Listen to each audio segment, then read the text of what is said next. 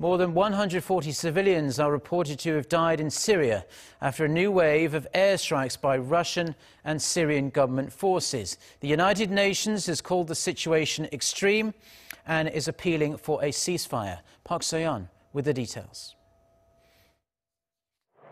A wave of airstrikes pounded an area just outside Damascus for a third day on Wednesday, defying the UN's call for a ceasefire.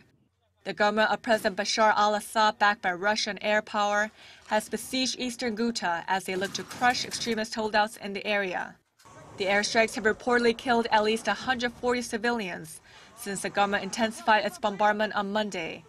Monitoring groups said warplanes bombed several areas on Wednesday, with buildings collapsing on residents. On the third day of the bombing campaign, at least 32 people, including 10 children, were killed. Tuesday was one of the deadliest days, with 80 people, including 21 children, killed. Approximately 400,000 people are trapped in Eastern Ghouta, which has been under siege by pro-government forces since 2013.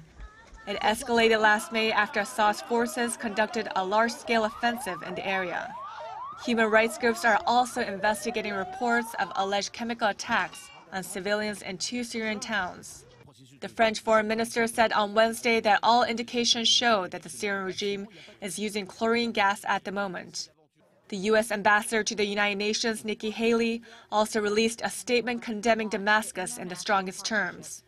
The United Nations says the scale of suffering in Syria has reached unprecedented levels, with access to aid blocked in 3 major centers. The UN is calling for an immediate ceasefire to enable the delivery of humanitarian aid and to evacuate the critically ill and injured. Park Soyun, Arirang News.